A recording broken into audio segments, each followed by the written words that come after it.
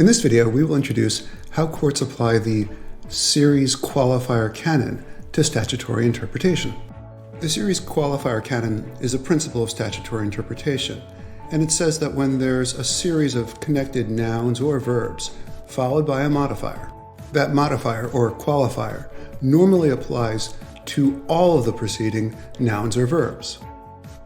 And this is pretty logical in English. For example, let's say a boss says, "You must not do any work in the office or speak to any customers while eating lunch." So that's the boss's directive. We would normally assume that that qualifier, "if you are eating lunch," applies to the preceding nouns and verbs. So it would apply to "you must not do work in the office" and "you must not speak to customers."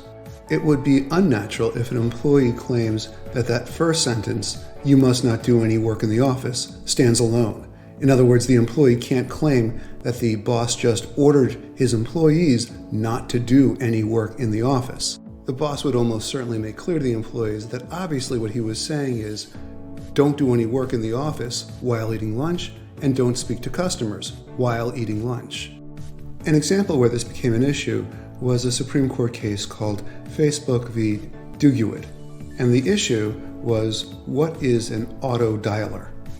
And the statute defined an auto dialer, which is kind of a robot dialer, as equipment which has the capacity to store or produce telephone numbers to be called using a random or sequential number generator, and then to dial such randomly sequenced or generated numbers.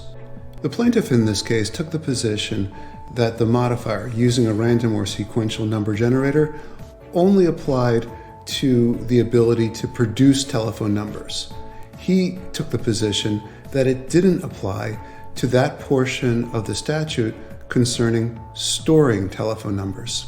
In other words, according to plaintiff, it didn't matter whether the numbers were stored using a random or sequential number generator. It only mattered if the numbers were produced using the random or sequential number generator.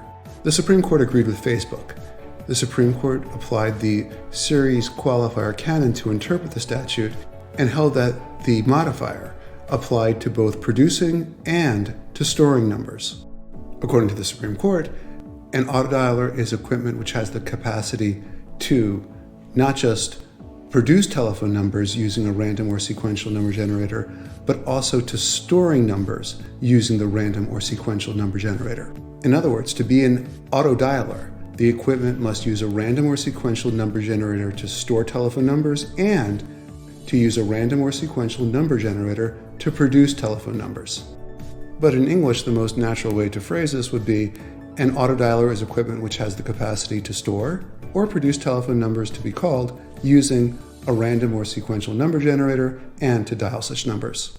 To summarize, the series qualifier canon is a principle of statutory interpretation.